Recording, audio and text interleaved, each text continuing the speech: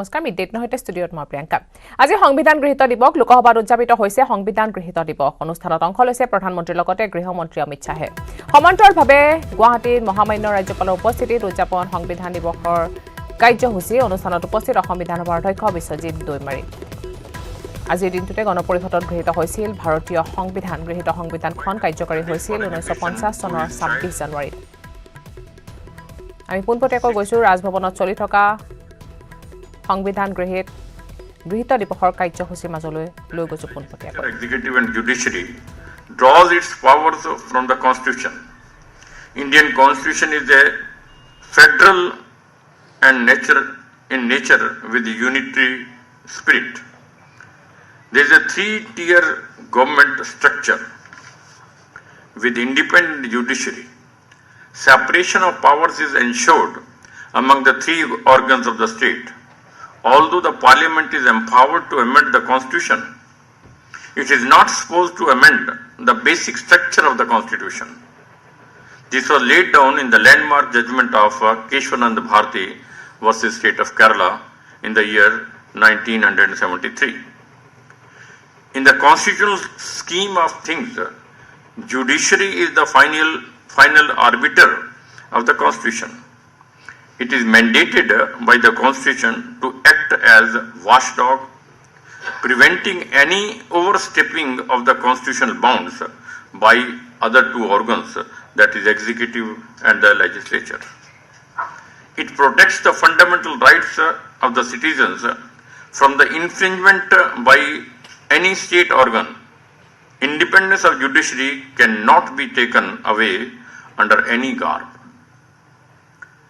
Indian constitution is a fine blend of securing its people's fundamental rights and realization of aspirations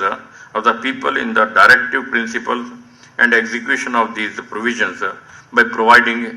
checks and balances among the three organs of the government for fair governance. Its enduring quality is tested in the last seven decades with 101 amendments. Its dynamism to respond to the changes taking place in the fast developing country like India is also proved. In the end, I can state with pride that we have a constitution that is robust, comprehensive, stable, and dynamic enough to realize the aspirations of our people. Ladies and gentlemen,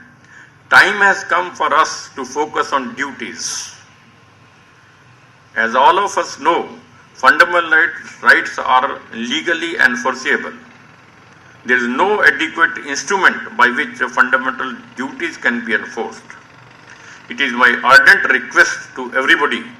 on this occasion to reflect on fundamental duties and make them an integral part of our individual dispositions. In my opinion, people of our country should be united to mobilize the public and generate massive awareness for fundamental duties. People's movement is the strongest tool in a democracy. So the Indian democracy also, there should be large-scale public mobilization for generating awareness and molding public opinion for rendering fundamental duties. Ladies and gentlemen, before I conclude, I would like to flag an important point, and that is this year we are celebrating 72nd anniversary of adoption of Constitution. Let us all join hands to make this year's celebration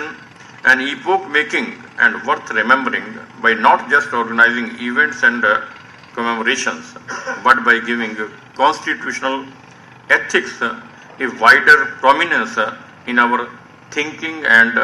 actions. At the same time, we must strive to generate greater awareness about the Constitution and the rights and duties it endows on us. We must always believe that the Constitution has been framed for us and we must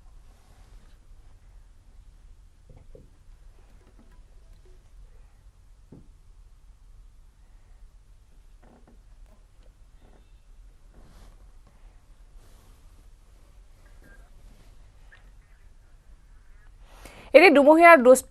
শিশুক লৈ বিগত এসপ্তাহ ধৰি যোৰহাটত ব্যতিব্যস্ত হৈ পৰিছে কেইবাটাও চৰকাৰী বিভাগ একেদৰে সন্তানক বিচাৰি হাহাকাৰ কৰিবলগীয়া হৈছে মাতৃয়ে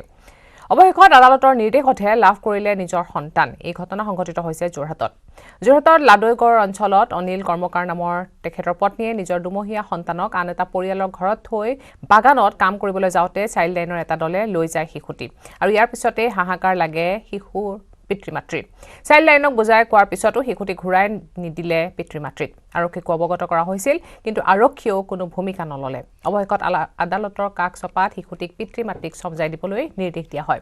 লগতে দায়িত্ব জ্ঞানহীন কৰ্মৰ বাবে চাইল্ড লাইনৰ দুজন কৰ্মচাৰীৰ বিৰুদ্ধে আৰক্ষীক বিহিত ব্যৱস্থা ল'বলৈও নিৰ্দেশ দিয়ে আমি পৰৱৰ্তী সময়ত এই গোটেই বিষয়টো সম্পৰ্কত আমি আদালতৰ দ্বাৰস্থ হ'ম আৰু অতি দুখৰ কথা এইটোৱে যে যিগৰাকী মহিলা আপোনালোকে দেখিছে সেই মহিলাগৰাকীয়ে গোচৰ এটা চলাই যাব নোৱাৰে তেওঁলোক যদি যোৰহাটলৈ আহে তেওঁলোকক দিনে 300 টকা লাগে এই মানুহগৰাকী যোৰহাটলৈ আহি গোচৰ চলাব পৰা তেওঁৰ ক্ষমতা নাই গতিকে আমি ভাবিছোঁ এই গোটেই বিষয়টো সম্পৰ্কত আমি উচ্চতম ন্যায়ালয় বা উচ্চ ন্যায়ালয়ক জনাম আৰু CBI বা তেনেকুৱা সন্থাৰ দ্বাৰা এই সামগ্ৰিক বিষয়টো বিবেচনা হ'ব লাগে ইয়াত আমাৰ চাইল্ড লাইনে সম্পূৰ্ণভাৱে একদম বেপৰোৱাভাৱে তেওঁলোকে এই ব্যৱস্থাটো কৰিছে আৰু যেতিয়া আমাৰ অধিবক্তাই ফোন কৰিছে তেওঁলোকে আমি কোৰ্টকো দিছোঁ শুনাইছোঁ আজি তাত কৈছে আপোনালোকে বেবী বেলেগ বেবী পাব এইটো বেবী নাপাবও পাৰে ইয়াতকৈ দুখৰ কথা হ'ব পাৰে নিজৰ বাচ্চাটো নিদিওঁ বুলি কৈছে আমি আইন বহিৰ্ভূত কাম বহুত কৰি আছে যথেষ্ট সময় এই গোটেই কথাবিলাকৰ এনকুৱাৰী হ'ব লাগে তেওঁলোকৰ লিগেল অফিচাৰ থাকিব লাগে টিমত লিগেল মানুহ থাকিব লাগে এই যিবিলাক এজেঞ্চি চলি আছে এওঁলোকৰ কোনো লিগেল টিম নাই আৰু আটাইতকৈ ডাঙৰ কথাটো হ'ল কি আপোনালোকে খবৰ ক'লে গম পাব আজিকালি এই অনুষ্ঠানবিলাক চেণ্ট্ৰেল গভৰ্ণমেণ্টৰ কিছুমান NGO আছে এই NGOবিলাক অসমৰ বাহিৰৰ NGO কোনোবা গুজৰাটৰ কোনোবা উত্তৰ প্ৰদেশৰ কোনোবা ৰাজস্থানৰ এই NGOবিলাকে চেণ্ট্ৰেল গভৰ্ণমেণ্টৰ পৰা এই কামবিলাক লৈ এই NGOবিলাকক দিছে তেওঁলোকে ছাবলেট কৰিছে গতিকে মূল যিবিলাক NGO তেওঁলোক অসমলৈ নাহে কিন্তু তেওঁলোকে অসমত চাইল্ড ৱেলফেয়াৰ নামত কোটি কোটি টকা অসমৰ পৰা লুণ্ঠন কৰি আছে এইবিলাকৰ আমি পোনপটীয়াকৈ গৈছোঁ এই ঘটনা সন্দৰ্ভত জানিবলৈ আমাৰ যোৰহাটৰ সাংবাদিক গৌতম বৰাৰ ওচৰলৈ গৌতম আপোনাৰ ওচৰলৈ আহিছোঁ আৰু সঁচাকৈ দুখজনক খবৰ দুমহীয়া সন্তানটোক লৈ এনেকৈ চাইল্ড লাইনে ধেমালি কৰা দেখিবলৈ পোৱা গৈছে আৰু এতিয়া ভাল খবৰ যে মাক দেউতাকে শিশুটিক ঘূৰাই পাইছে কিন্তু প্ৰকৃততে ঘটনাটো কি হৈছিল জানিব বিচাৰিম হয় প্ৰিয়ংকা বৰ্তমান যোৰহাটৰ এটা কথাই চৰ্চা হৈছে যে দুখীয়া মানুহৰ বাবে যোৰহাট জিলা প্ৰশাসন বা আৰক্ষী নাই নেকি যে এটা চাহ বাগিচাৰ শ্ৰমিক পৰিয়াল হোৱাৰ বাবে তেওঁলোকে যেতিয়া ন্যায় বিচাৰিছিলে তেওঁলোকে যোৰহাট জিলা প্ৰশাসনৰ কাষ চাপিছিলে বা যোৰহাট আৰক্ষীক কাষ চাপিছিলে কিন্তু তেওঁলোক হতাশ হ'বলগীয়া হৈছিলে তেওঁলোকক কোনো সহায় কৰা নাছিলে আৰু শেষত যেতিয়া ন্যায়ালয়ৰ দ্বাৰস্থ হয় ইতিমধ্যে নিউজ 18 অসম নৰ্থৰ দৰ্শকসকলে কথাখিনি নিশ্চয় জানিব পাৰিছে যে এটা শিশুটিক লৈ কেনেধৰণে ইলিগেল এডপশ্যনৰ অভিযোগ তুলি সেই পিতৃ মাতৃ থকা অৱস্থাৰে দুমহীয়া শিশুটোক মাতৃ দুগ্ধৰ পৰা বঞ্চিত কৰি 15 দিন চাইল্ড লাইনে আনি তেওঁলোকৰ নিজৰ জিম্মাত ৰাখিছিলে আৰু ইয়াৰ সৈতে CWCও জড়িত হৈ পৰিছিলে আৰু অৱশেষত যেতিয়া বাৰম্বাৰ অনুৰোধ কৰাৰ পিছতো যেতিয়া সেই শিশুটিক নিজৰ পিতৃ মাতৃ কাষলৈ যাবলৈ দিয়া হোৱা নাছিলে মাত্ৰ 2 মাহ বয়স আছিলে শিশুটিৰ তেতিয়া আইনৰ সহায় লৈছিলে আৰু যোৰহাটৰ জ্যেষ্ঠ অধিবক্তা ৰিণ্টু গোস্বামী ডাঙৰীয়া আৰু অধিবক্তা গৌতম বৰা তেনেধৰণে তেওঁলোকৰ এটা টীমে যোৰহাটৰ ন্যায়ালয়ত আবেদন কৰি এই বিষয়টো শুনানিৰ অন্তত যি আদালতৰ পৰা যি নিৰ্দেশনা ওলায় সেই অনুসৰি সেই কণমানি শিশুটিক পুনৰ পিতৃ মাতৃক গতাই দিয়া হয় আৰু এই ঘটনাটোৱে কেইবাটাও দিশ উন্মোচন কৰিছে আমি দেখিবলৈ পাইছোঁ যে যেতিয়া মাটি দালালৰ বিৰুদ্ধে কোনো ধৰণৰ FIR নথকাকৈ যেতিয়া মুখ্যমন্ত্ৰীগৰাকীয়ে কোৱাৰ পিছতে যোৰহাট আৰক্ষী তৎপৰ হৈ পৰিছিল তেওঁলোকে নিজাববীয়াকৈ FIR ব্যৱস্থা কৰি 15জনকৈ লোকক গ্ৰেপ্তাৰ কৰিছিল তাৰ বিপৰীতে কিন্তু এই গুৰুত্বপূৰ্ণ ঘটনাটোৰ ক্ষেত্ৰত কিন্তু আৰক্ষীয়ে আজি তাৰিখলৈকে গোচৰ ৰুজু কৰা নাই সেই দুৰ্ভগীয়া পিতৃ মাতৃ দম্পতীহালে FIR দিয়াৰ পিছতো কিন্তু তেওঁলোকে কোনো ব্যৱস্থা নল'লে তাৰ বিপৰীতে সমাজ কল্যাণ বিভাগৰ দায়িত্বত থকা যোৰহাট উপায়ুক্ত কাৰ্যালয়ৰ যিগৰাকী অতিৰিক্ত উপায়ুক্ত কবিতা কাকতি কোঁৱৰ তেওঁ বাৰম্বাৰ অভিযোগ দিয়াৰ পিছতো এই বিষয়টো অৱগত কৰাৰ পিছতো কিন্তু কোনো ব্যৱস্থা নল'লে যে 15 দিন ধৰি এটা শিশুৱে নিজৰ মাতৃ দুগ্ধৰ পৰা বঞ্চিত হৈ আছিলে হাহাকাৰ অৱস্থাৰ সৃষ্টি হৈছিলে পিতৃ মাতৃৰ সমগ্ৰ পৰিয়ালটোৰ কাষত কিন্তু তেওঁলোক যেন অতি দুখীয়া আৰু চাহ শ্ৰমিক পৰিয়াল হোৱাৰ বাবে হয়তো তেওঁলোকক তেনেধৰণে আণ্ডাৰ এষ্টিমেট কৰা হ'ল গুৰুত্ব প্ৰদান কৰা নহ'ল মই পোনপটীয়াকৈ জানিবলৈ চেষ্টা কৰিম জ্যেষ্ঠ অধিবক্তা ডাঙৰীয়া ৰিণ্টু গোস্বামী ডাঙৰীয়া আছে যে সমগ্ৰ বিষয়টো লৈ বৰ্তমান আজিও প্ৰতিক্ৰিয়া অব্যাহত আছে আটছাই আজি সংবাদমেল সম্বোধন কৰিব এই বিষয়টোক লৈ পেলাই অলপ ক'ব নেকি কি হৈছিলে এই বিষয়টো খুব দুৰ্ভাগ্যজনক বিষয় এটা দেৱ শিশুক লৈ পেলাই যি ধৰণে ধেমালি কৰিলে এটা গভৰ্ণমেণ্ট এজেন্সিয়ে আৰু বিশেষকৈ যোৰহাট জিলাৰ উপায়ুক্ত মহোদয় আৰু জিলা অধীক্ষকক আৰক্ষী অধীক্ষকক এই গোটেই বিষয়টো আমি অৱগত কৰিছিলোঁ আৰু এটা দেৱ শিশু যাৰ 2 মাহ মাত্ৰ বয়স এই দেৱ শিশুটো ভিক্টিমাইজ হ'ল কিন্তু তেওঁ মাতৃদুগ্ধৰ পৰা সেই দেৱ শিশুটোক বঞ্চিত কৰা হ'ল আজি কোনোবা মাতৃ যদি কিবা গোচৰতো অপৰাধী হয় কিন্তু শিশুটিক দুগ্ধপান কৰাৰ পৰা বঞ্চিত কৰা নহয় তেনে ক্ষেত্ৰত মাতৃদুগ্ধৰ পৰা বঞ্চিত কৰাৰ কাৰণে আৰু অবৈধভাৱে শিশুটোক চাইল্ড লাইনত যেতিয়া ৰখা হৈছিলে চাইল্ড লাইনৰ বিষয়ববীয়াৰ লগত যোগাযোগ কৰাৰ সময়ত তেওঁলোকে কৈছিলে যে সেই শিশুটো ঘূৰাই দিব পৰা নাযাব বেলেগ শিশু আপোনালোকে পাব পাৰে তাৰমানে চাইল্ড লাইনে যে এটা ব্যৱসায় কৰি আছে তাৰ এটা দিশ এই ক্ষেত্ৰত উন্মোচিত হৈছে এই বিষয়টো আমি আদালতকো আমি জনাইছোঁ আৰু যোৰহাটৰ আৰক্ষী অধীক্ষকক জনাইছোঁ টিয়ক পুলিচ থানাত আমি এজাহাৰ দাখিল কৰিছোঁ অতি দুৰ্ভাগ্যজনকভাৱে পুলিচে এই বিষয়টোক কোনো ধৰণৰ ব্যৱস্থা নল'লে এটা কগনিজেবল অফেন্স মেক আউট হোৱাৰ পিছতো তেওঁলোকে এই ক্ষেত্ৰত কোনো গোচৰ ৰুজু নকৰিলে শিশুটো উদ্ধাৰৰ বাবে কোনো চেষ্টা নকৰিলে আৰক্ষী অধীক্ষকক তাৰ পিছত অৱগত কৰা হ'ল যেতিয়া থানাৰ ওচিয়ে গোচৰ ৰুজু নকৰে আইনগতভাৱে বিষয়টো আমি এছপিক জনাব লাগে আমি এছপিক জনালোঁ এছপিও বিষয়টোত কোনো গুৰুত্ব নিদিলে পৰৱৰ্তী সময়ত আমি জিলা উপায়ুক্তক জনালোঁ জিলা উপায়ুক্তই নকৰিলে কবিতা কাকতি কোঁৱৰ যিগৰাকী দায়িত্বত আছে অতিৰিক্ত উপায়ুক্ত তেখেতক জনোৱা হ'ল তেখেতেও গুৰুত্ব প্ৰদান নকৰাৰ পিছত অৱশেষত এই দুৰ্ভগীয়া মহিলাগৰাকী যাৰ গোচৰ কৰিবৰ কাৰণে কোনো ধৰণৰ অতি দুখীয়া মানুহ কোনো পইচা পাতিও নাই যোৰহাটলৈ আহিবলৈ তেওঁৰ অসুবিধা দিহা বাগানৰ পৰা গতিকে এই মহিলাগৰাকীৰ হৈ জিলা প্ৰশাসন আৰু বিশেষকৈ আৰক্ষী অধীক্ষক যেতিয়া থিয় নহ'ল তাতকৈ দুখৰ কথা একো হ'ব নোৱাৰে আৰু এটা দেৱ শিশুক গাখীৰৰ পৰা বঞ্চিত কৰা হৈছে এইটোৱে আটাইতকৈ স্পৰ্শকাতৰ বিষয় আৰু এই গোটেই কথাখিনি আদালতক অৱগত কৰোৱাৰ পিছত আদালতে চাইল্ড লাইনৰ বিষয়ববীয়াসকলক যোৱা 22 নৱেম্বৰত শিশুটিক আদালতত জমা দিবৰ বাবে কৈছিলে কিন্তু তেওঁলোকে শিশুটি লৈ নানিলে সেয়েহে আদালতে 22 নৱেম্বৰ তাৰিখে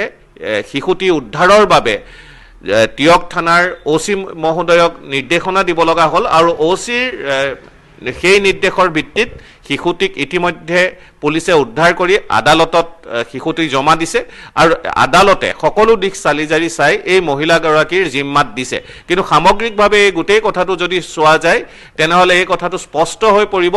আৰু অধিক তদন্তৰ মই ভাবোঁ এই ক্ষেত্ৰত প্ৰয়োজন আছে আৰু CID বা অসম পুলিচৰ শীৰ্ষতম পুলিচ বিষয়াই যদি এই গোটেই বিষয়টো তদন্ত কৰে তেনেহ'লে এই কথাটো পৰিষ্কাৰ হ'ব যে কিমান মই এইখিনিতে আৰু এটা কথা অৱগত কৰিব বিচাৰিছোঁ যে আমি চাইল্ড লাইনৰ সৈতেও যোগাযোগ কৰিছিলোঁ তেতিয়া তেওঁলোকে আমাক অৱগত কৰিছিল যে 1098 নাম্বাৰলৈ কোনোবা টোল ফ্ৰী নাম্বাৰলৈ ফোন কৰি এটা অভিযোগ দিছিল যে এটা শিশু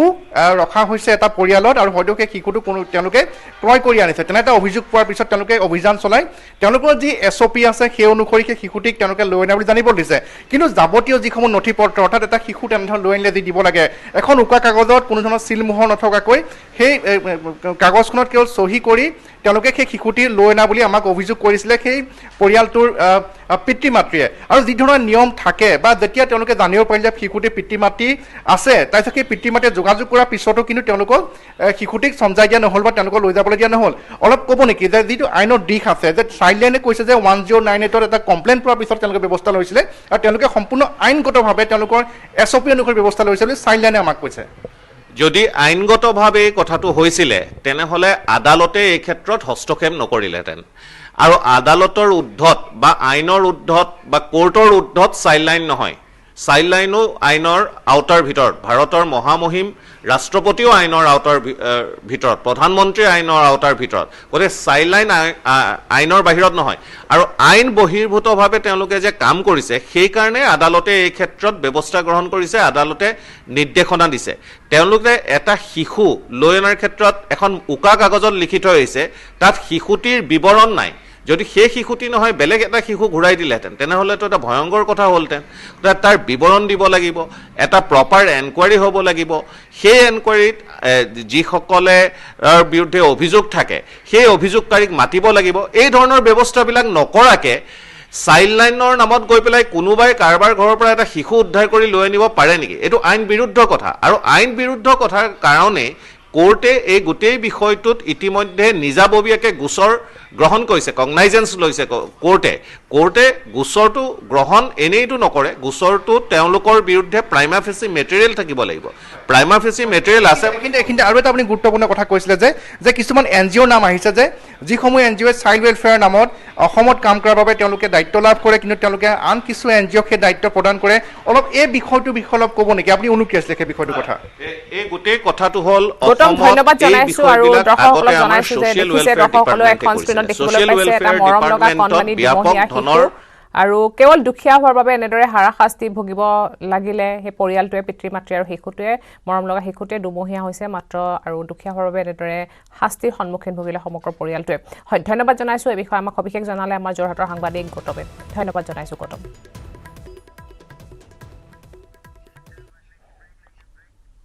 খবৰ আৰু আছে, কিন্তু তাৰ আগতে লৈছে এটা সৰু বিৰতি।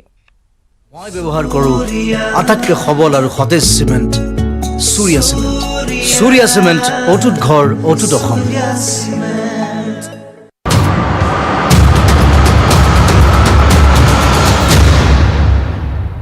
নিউজ হেডলাইন আগবঢ়াইছে পেট চফা আয়ুৰ্বেদিক চূৰণ। পেট চফা, প্ৰতিদিনে মজা।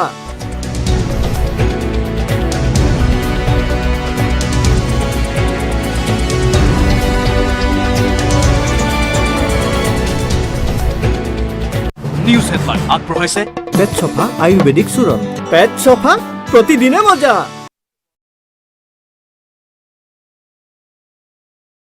দেখিবলৈ পোৱা যায়, আৰু এই বনঘৰচীয়া ঘোঁৰা চাবলৈ বিশ্বৰ বিভিন্ন প্ৰান্তৰ পৰা পৰ্যটক আহি উপস্থিত হয়হি। পৃথিৱীৰ পৰা প্ৰায় বিলুপ্ত হৈ পৰা গলধনত সিংহৰ দৰে কেশৰ থকা বনঘোঁৰা অসমৰ ডিব্ৰু চৈখোৱাত প্ৰত্যক্ষ কৰাৰ বাবে বিশ্বৰ বহু পৰ্যটক আহে, কিন্তু প্ৰায় দেখিবলৈ পোৱা নাযায়। সংশ্লিষ্ট কৰ্তৃপক্ষই ঘোঁৰাসমূহ সংৰক্ষণৰ কাৰণে ব্যৱস্থা গ্ৰহণ কৰিবলৈ সচেতন লোকে আহ্বান জনাইছে। যে চৰকাৰে এই ক্ষেত্ৰত ব্যৱস্থা গ্ৰহণ কৰিব লাগে। চৰকাৰৰ বন বিভাগ আৰু তেওঁলোকৰ যি পৰ্যটন বিভাগ আছে, পৰ্যটন বিভাগে ব্যৱস্থা গ্ৰহণ কৰিব লাগে যে এই বনৰীয়া যিটো ঘোঁৰা, বনৰীয়া ঘোঁৰাৰ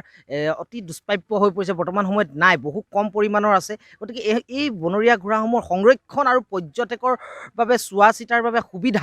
সুবিধা লগতে যাতায়াতৰ সুবিধা এনেধৰণৰ ব্যৱস্থা গ্ৰহণ কৰিবৰ বাবে আমি চৰকাৰলৈ আহ্বান জনাইছোঁ। ডিব্ৰুগড়ৰ পৰা ঋষেশ্বৰ বৰুৱাৰ report, news 18 Assam north east.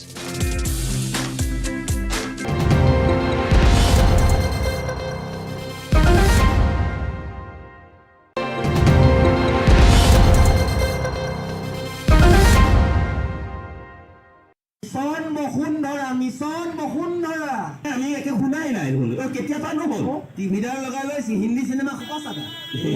কেতিয়াবাও চাওঁ আৰু কেতিয়াবা মানে যোৱা 2 তাৰিখে 2 অক্টোবৰতে আৰম্ভ কৰিলে দেখোন। 2 অক্টোবৰত আৰম্ভ কৰিলে আমি দেখোন একো গমেই নাপাওঁ।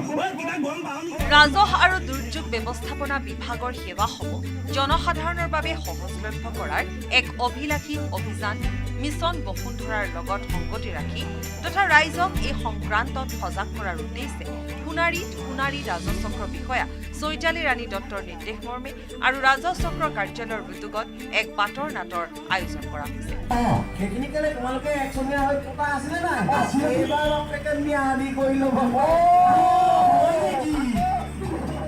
সোণাৰী ৰাজহ চক্ৰ বিষয়া কাৰ্যালয়ৰ উদ্যোগত আয়োজন কৰা বাটৰ নাট সোণাৰী নগৰৰ মাজমজিয়াত BPC ছুপাৰ মাৰ্কেটৰ সন্মুখত অনুষ্ঠিত কৰা হয়। তোমালোকে সেইখিনিয়ে নাজানা, বাকী কথা তই আমাৰ গাঁৱৰ হলি ভাগৱতী ল'ৰা একমাত্ৰ ল'ৰা, তই শিক্ষিত ল'ৰা, তোৰ পৰা আমি অকণমান সুবিধাখিনি পালে ভাল লাগে। উক্ত বাটৰ নাটৰ যোগেদি ৰাইজক 2 অক্টোবৰৰ পৰা 30 নৱেম্বৰ 2021ৰ ভিতৰত বসুন্ধৰা পৰ্টেলত আবেদন দাখিল কৰিবলৈ আহ্বান জনোৱা হৈছে। মোৰ অধিকাৰ মৰিবৰ সময়ত সেই বাঘৰ আগতে হোৱাটো ঘৰলৈ নাহিলে, এতিয়া আকৌ এই মাটি ভাগ বিচাৰি আহিছে, কেনেকে দিব কচোন বাৰু। আমি মিছন বসুন্ধৰা আঁচনিৰ কাৰণে এখন বাটৰ নাট আয়োজন কৰিলোঁ। তাৰ উদ্দেশ্য আছিল ৰাইজক সজাগ কৰা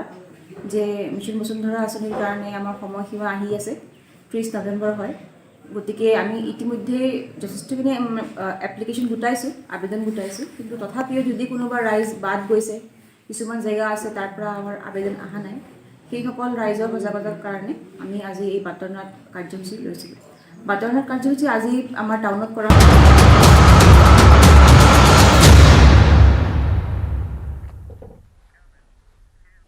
আজি স্বগৃহলৈ অনা হ'ব বিশিষ্ট কবি সনন্ত তাঁতীৰ মৃতদেহ দিল্লীৰ পৰা দিনৰ ভাগতে গুৱাহাটী পাবহি তাঁতীৰ নশ্বৰদেহ দীৰ্ঘদিন ধৰি কৰ্কট ৰোগত আক্ৰান্ত হৈছিল সনন্ত তাঁতী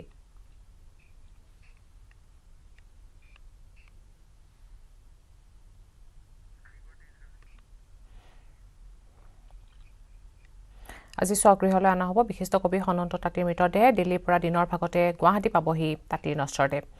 দীৰ্ঘদিন ধৰি কৰ্কট ৰোগত আক্ৰান্ত হৈ আছিল সনন্ত তাঁতী আৰু কিছু সময় পিছতে তেওঁৰ নশ্বৰদেহ আহি পাব গুৱাহাটী দিনৰ ভাগতে দিল্লীৰ পৰা গুৱাহাটী পাবহি তাঁতীৰ নশ্বৰদেহ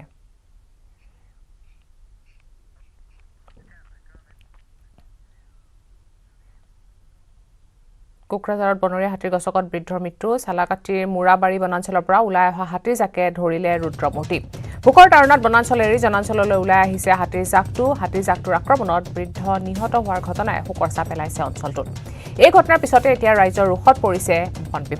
বন বিভাগে হাতী খেদিবলৈ কোনো ব্যৱস্থা নোলোৱাৰ অভিযোগ কৰিছে স্থানীয় লোকে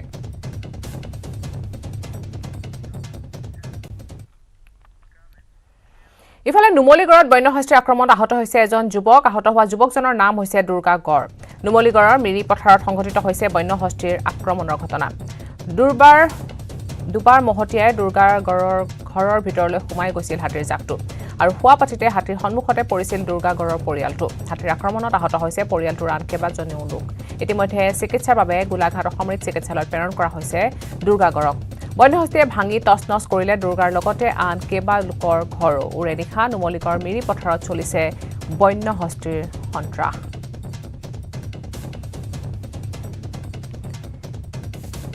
এই সন্দৰ্ভত আগবঢ়াইছো এক বিশেষ প্ৰতিবেদন হয় মই বৰ্তমান উপস্থিত আছোঁ নুমলীগড়ৰ কাষৰীয়া দৈগুঙৰ মিৰিপথাৰ অঞ্চলত আৰু এই সমগ্ৰ অঞ্চলটোত প্ৰত্যেক দিনাই জাক বন্যহস্তী আহি ত্ৰাসৰ সৃষ্টি কৰিছে আৰু এই সমগ্ৰ অঞ্চলটোত যোৱাকালি নিশাও দেখা পোৱা গৈছিলে এটা বৃহৎ বন্যহস্তী যাকে প্ৰৱেশ কৰি এই সমগ্ৰ অঞ্চলটোত উৰে নিশা ত্ৰাসৰ সৃষ্টি কৰে আৰু তিনিটাকৈ বাসগৃহ ভাঙি লণ্ডভণ্ড কৰা সমান্তৰালভাৱে হাতীৰ আক্ৰমণত এজন লোক গুৰুতৰভাৱে আহত হয় আৰু বৰ্তমান মই সেই লোকজনৰ ঘৰত উপস্থিত আছোঁ মই পোনে জানিব বিচাৰিম কি ক'বা ক'ত আমাৰ ভাইটো পালে দুখ বুকুত পাইছে মানে এই হাতী এইফালে পৰা আহিলে আৰু এই পলাব লৈছিলে পলাব নোৱাৰিলে ঘৰটো ভাঙিলে খুন্দা মাৰিলে সি দৌৰি সোমাই গ'ল তাৰপৰা সি এতিয়া গোলাঘাটত আছে এই তাক বোলে যোৰহাট নিব এনেকুৱা শুনিছোঁ মই কি নাম তাৰ দুৰ্গাগড় অঁ মানে ইয়াত অকলশৰীয়া হাতী আছিলে নেকি অকলে আছিল জাকটো পাৰ হৈ গ'ল সি অকলে ঘূৰি আহিলে ইয়াত এনেকৈ সদায় হাতী ওলাই সদায় ওলাই থাকে এইফালে দিয়ে পাৰ হয় মানে এই আহি হয় নিশ্চয়কৈ এই সমগ্ৰ অঞ্চলটোত প্ৰত্যেক দিনাই জাক বন্যহস্তীয়ে ত্ৰাসৰ সৃষ্টি কৰি আহিছে কাৰণ সন্ধিয়া হোৱাৰ লগে লগে যিটো হাতীৰ বৃহৎ জাক সেই বৃহৎ জাকটো বগীধলা অঞ্চলৰ পৰা এই অঞ্চলত প্ৰৱেশ কৰি ত্ৰাসৰ সৃষ্টি কৰে প্ৰত্যেক দিনাই কৃষকৰ যিসমূহ শালি ধানৰ খেতি আছে সেই খেতি পথাৰসমূহ খাই তহিলং কৰা সমান্তৰালভাৱে লোকসকলৰ বাসগৃহ ভাঙি প্ৰত্যেক দিনাই অনিষ্ট কৰিছে কিন্তু বাৰম্বাৰ বন বিভাগক খবৰ দিয়া হয় কিন্তু বন বিভাগক খবৰ দিয়াৰ পিছতো দেখা পোৱা যায় বন বিভাগৰ লোক বহু পলমকৈহে আচলতে ঘটনাস্থলীত উপস্থিত হয় মোৰ লগত আৰু একাংশ লোক আছে মই পোনে জানিব বিচাৰিম দাদা কি ক'ব ইয়াত সদায় হাতী ওলাই 6টা বাজিলে মানে আপুনি 6টা বাজিলে কোনোফালে যাব নোৱাৰে ঘৰতে থাকিবলৈ ধৰক সন্ধিয়া হ'লে আৰু মানে দোকানদাৰী কৰিব নোৱাৰে গোটেই সোপা ওলাই আহে কথা আৰু এইফালে যদি ৰাস্তাতে ল'ৰাকেইটা এই লাইনৰ আমাৰতো ইয়াত লাইনৰ ল'ৰাকেইটাই ইয়াত ধৰি হেৰি কৰে বেৰি ধৰে এইফালে ৰাস্তাত যদি ঘূৰাই দিয়া হ'লে লাইনত সোমাই যায় ইয়াত মানে সদায় হাতী ওলাই আৰু ধান কথাটো বাদে আৰু ইয়াৰ লগে লগে সময় হৈছে মিড ডে নেপাৰ বিদায় লোৱাৰ নমস্কাৰ আটাইতকৈ সবল আৰু সতেজ চিমেণ্ট সূৰ্যা চিমেণ্ট